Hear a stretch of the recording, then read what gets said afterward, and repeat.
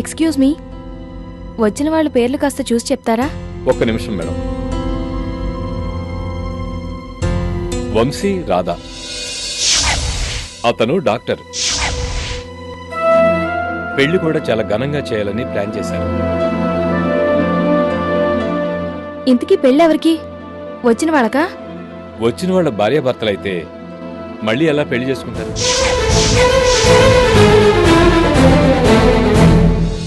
ఏమండి, కార్డ్స్ తీసుకున్నాం కదా, ఇంకా ఇక్కడేం పనుంది? వెళ్దాం పదండి. వెళ్దాం. మళ్ళీ ఏదైనా బహుమతి ఇస్తున్నారా? Hello doctor.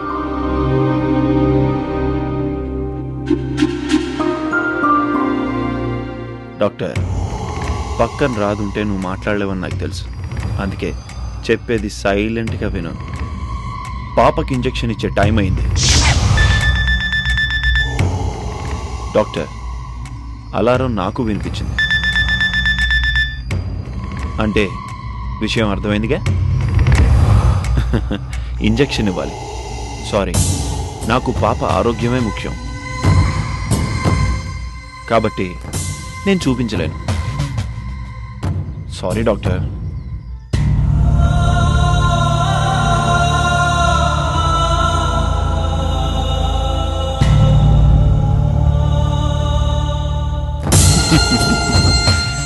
నాగరాజు, పాపను చూపిస్తానని చెప్పి వాడి చేత అన్ని పనులు చేయించావు.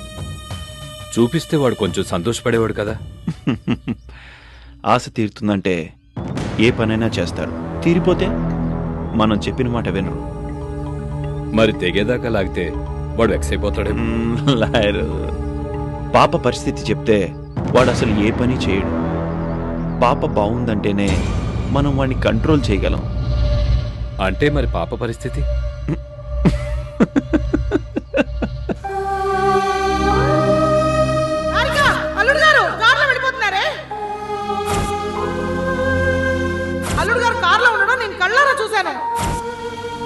వంశీ గారు వస్తున్నా.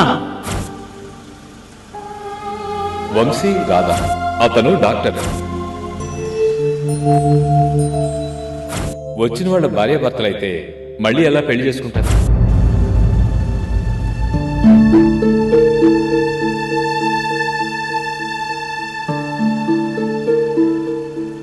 ఏంటమ్మా, బయలుదేరినప్పుడు బాగానే ఉన్నావు, ఇప్పుడు మాత్రం డల్గా ఉన్నావు ఏంటి?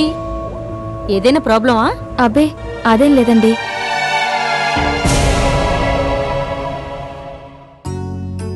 ఏంటమ్మా, ఎప్పుడూ అనగా వెళ్ళారు, ఇప్పటిదాకా ఏం చేస్తున్నారు? పెళ్లి సామాన్ల కోసం షాపింగ్ కని వెళ్ళి ఏం కొనుక్కుంటా వచ్చారేంటి? నేను ఇంకా షాపుల్ని తీసుకొస్తాననుకుంటే. మేం బట్టలు కొన్న తర్వాత పెళ్లికి కావాల్సినవన్నీ ఏర్పాటు చేశాం. అన్నయ్య పెళ్లికి పూలదండలు మాట్లాడాం, మండపం బుక్ చేశాం, అక్కడే భోజనాలు టిఫిన్లు కూడా చెప్పేశాం.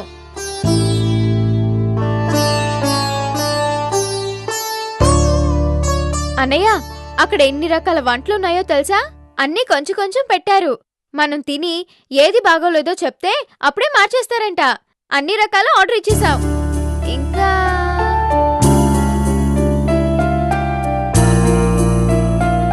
అన్నయ్య, ఇవెలా ఉన్నాయో చూడు. ఇవన్నీ నాకేం తెలుసమ్మా, మీకేది నచ్చితే అదే చూయించండి. నీ పెళ్లి కోసం కష్టపడి బోల్డ్ కార్డులో నుంచి కొన్ని కార్డులు ఆయన తీసి పెట్టారు. అందులో నుంచి 2 తీయడానికి నేనెంత కష్టపడ్డానో తెలుసా? మేమిన్ని చేస్తే నువ్వు 2 కార్డుల నుంచి 1 కార్డు తీలేవా? మీకు నచ్చితే నాకు నచ్చినట్టే కదమ్మా. నువ్వు చెప్పవు గాని ఈ రెండిట్లో ఏది బాగుందో మీరు చెప్పండి.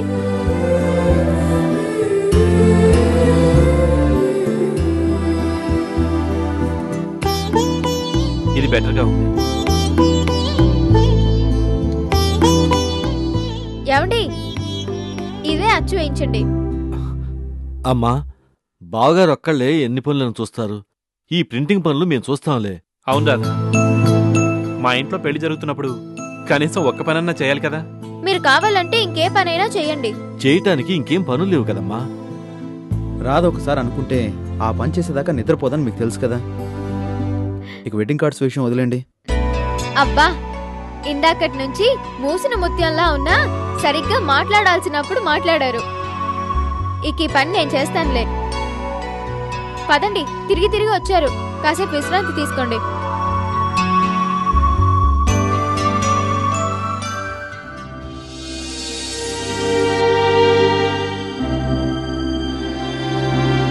దాని సంతోషం కోసం మనకన్నా ఆ డాక్టర్ బాబు ఎక్కువ చేస్తున్నారు. ఏం చేసినా ఆ బాబు రుణం తీరదు.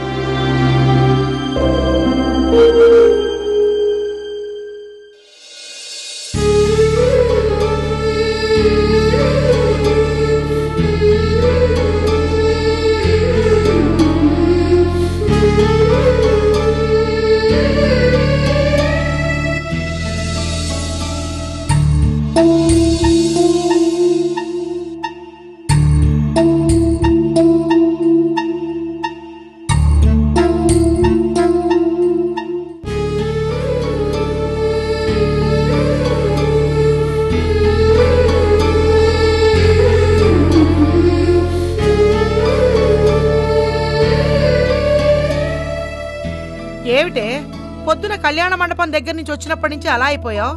ఏమైంది? ఏం లేదు, ఒంట్లో కొంచెం నీరసంగా ఉంది. అమ్మ పుట్టిల్లు మేనమామకు తెలీదా అని నీ గురించి నాకు తెలీదా? నీ మనసుకు బాధ కలిగితేనే అలా ఉంటావు. అసలు విషయం ఏమిటో చెప్పమ్మా. ఆ మండపంలో ఏం చెప్పారు? అవన్నీ ఇప్పుడు ఎందుకులే పిన్ని. ఎందుకులే పిన్ని అని నువ్వు తేలిగ్గా తీసిపారేసినా నేను ఊరుకోలేనే.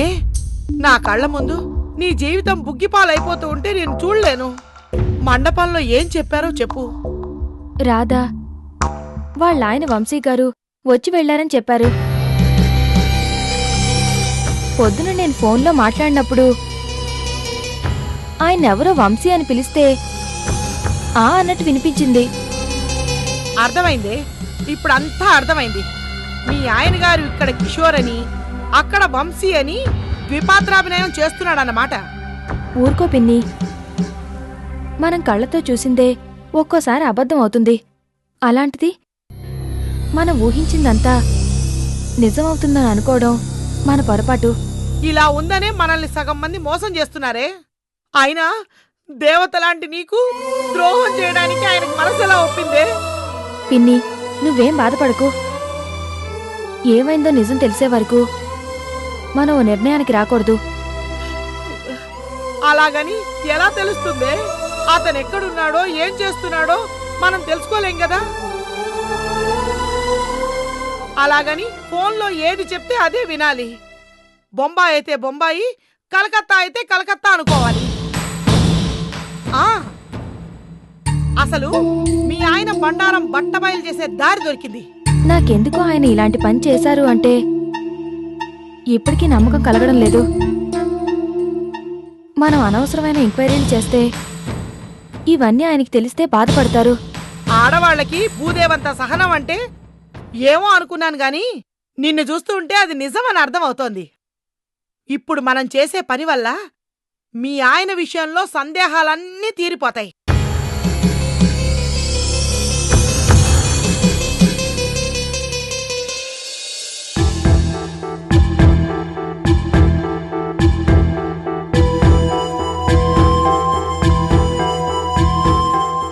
ఏంటి సార్, ఏదో మాట్లాడాలన్నారట? ఏం లేదు, కిషోర్ గారి గురించి ఆలోచిస్తున్నాను. ఆయన నిజంగా రాధపాలిట దేవుడు. అది ప్రాణాలతో ఉంది అంటే ఆయనే కదా కారణం. నువ్వు చెప్పింది నిజమే, కానీ నాకెందుకు ఆయన ప్రవర్తన మీద అనుమానంగా ఉంది. మనకి తెలియంది ఏదో జరుగుతోంది అనిపిస్తోంది. అసలు ఆయన అనుమానించాల్సిన పనేంటి?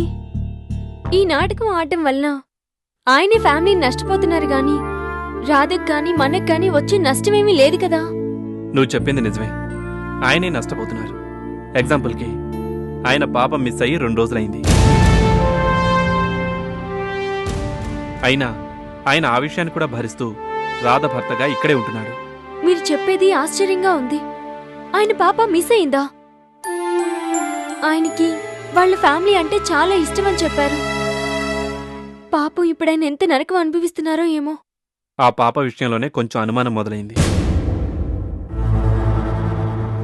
ఫర్ ఎగ్జాంపుల్, మీరు కిషోర్ని వంశీగా నటించండి అని మ్యాక్సిమం అడిగారు. ఆయన వీలు కాదు అని చెప్పారు.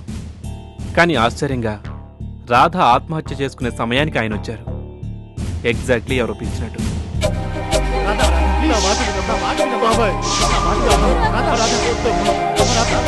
రాధా రాధా రాధా నీకోసం నేను వచ్చేసాను.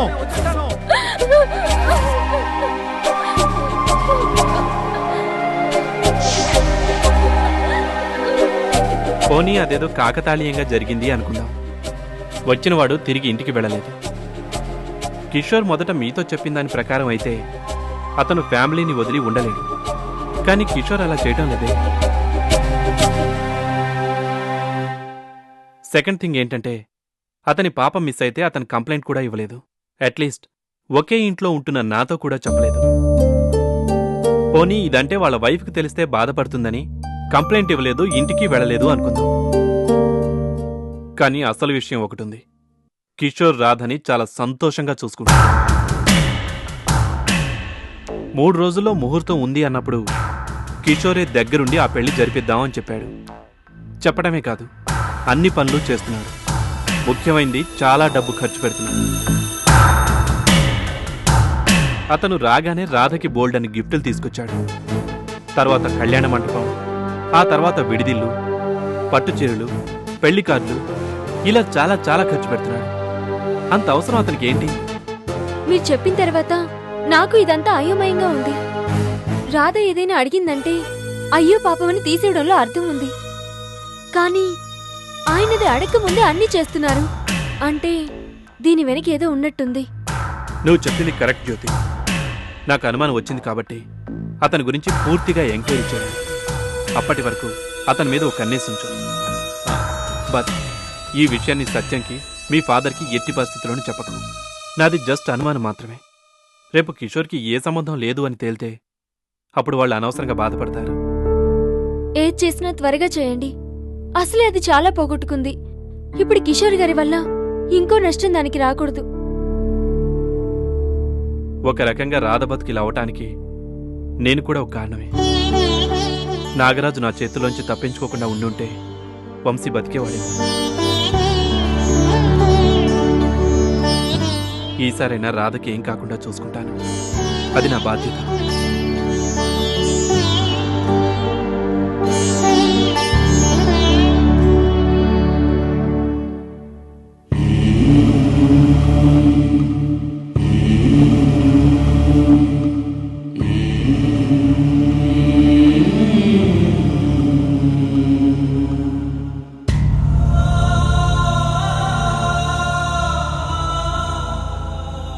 మీరు బాగా అలసిపోయారు కదా? అదేం లేదు, జస్ట్ రిలాక్స్ అవుదామని ఇలా వాలాను. అదేం కాదులేండి. రోజంతా పనిచేసే అలవాటున్న నాకే కొంచెం అలసటగా ఉంది. అలాంటిది పొద్దునుంచి బట్టలు కొట్టు, పూలదండలు, కళ్యాణ మండపం, పెళ్లి కార్డులు అన్నీ దగ్గరుండి తిరిగితే మీరు అలసిపోకుండా ఎలా ఉంటారు? పైగా మీరెప్పుడు ఇంత కష్టపడి ఉండరుగా. అలాంటిది మీ చేత ఇన్ని పనులు చేయించడం కొంచెం బాధగానే ఉన్నా, అన్నయ్య పెళ్లికి అన్ని పనులు మన ఇద్దరి చేతుల మీదగానే జరుగుతున్నందుకు ఎంత సంతోషంగా ఉందో తెలుసా? చిన్న చిన్న పనులైనా బాబాయ్ వాళ్ళ చేత చేయించలేదని ఏమీ అనుకోకండి. దానికి ఒక కారణం ఉంది. ఎందుకు అన్ని పనులు మనమే చేయాలనుకుంటున్నావు? ఏం లేదండి, మన పెళ్లి హడావుడిగా జరిగిపోయింది. ఎవరైనా ప్రేమించుకుని పారిపోయినప్పుడు ఏదో పెళ్లి చేసుకున్నా అన్నట్టుగా మనకేమొచ్చినా తీరలేదు. ఈ పెళ్లి పనుల్లో మనం పోగొట్టుకున్న సంతోషాన్ని వెతుక్కోవాలి. మనకి లేని కొన్ని జ్ఞాపకాల్ని పొందాలి. ఏంటా జ్ఞాపకాలు? చాలా ఉన్నాయి. అన్నీ తీర్తాయో లేదో కొన్ని ముఖ్యమైనవి తీర్చుకోవాలి.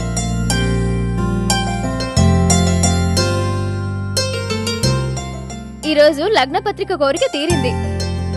అలాగే మన పెళ్లికి శుభలేఖలు కూడా లేవు కదా.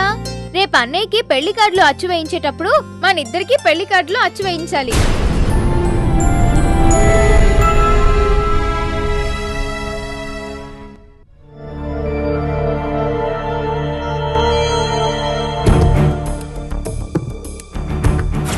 అల్లుడు గారి కారమ్మా వెళ్తోంది. అందులో ఎవరో ఉన్నారు, నువ్వు రామ్మా.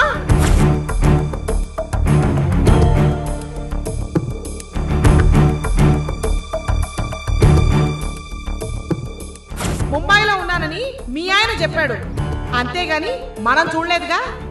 అసలు ఇదంతా చూస్తుంటే ఏదో అనుమానంగా ఉంది.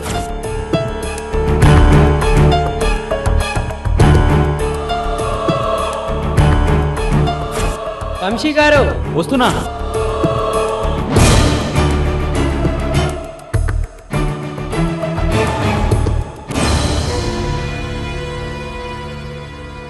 నేను మొదటి నుంచి చెప్తూనే ఉన్నాను, కార్ని చూశాను అంటే నువ్వు నమ్మలేదు. ఇప్పుడు నువ్వు చూసావు. షాపులో ఎదురింటి అమ్మాయి చూసింది. ఆ కళ్యాణ మండపంలో నువ్వేదో కనుక్కున్నావు. ఇంకా నీకు మీ ఆయన మీద అనుమానం కలగడం లేదా? ఒక్కసారి మన కళ్ళు కూడా మనల్ని మోసం చేస్తాయని ఆలోచిస్తున్నాను. ఊరుకోవే నీ అర్థం లేని మాటలు. ఇంకా నువ్వెప్పుడు మారతావో ఏమిటో. అంతెందుకు, నువ్వు వెంటనే ముంబైకి ఫోన్ చేయి. హాస్పిటల్ పేరేమిటన్నా? టాటా మెమోరియల్ హాస్పిటల్ కదా, అక్కడికి ఫోన్ చేసి అసలు పాప చేరిందో లేదో కనుక్కో.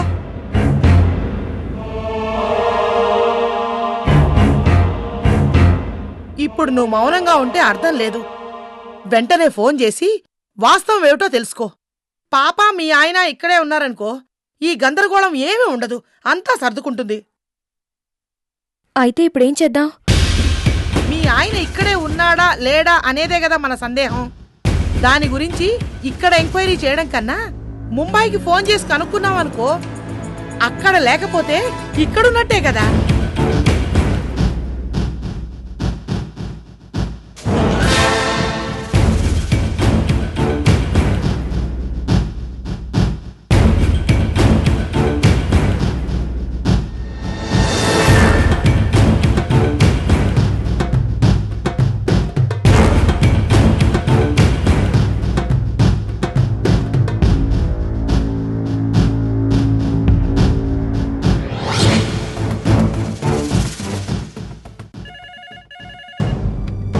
Good evening, this is Tata memorial hospital.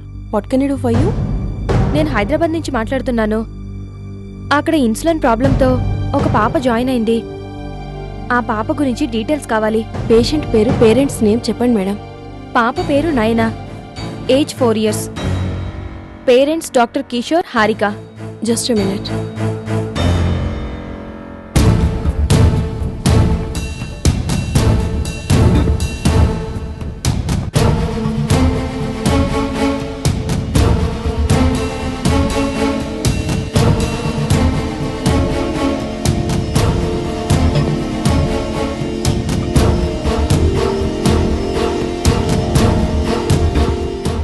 Sorry ma'am, ఆ పేరు గల వాళ్ళు ఎవరూ లేరు.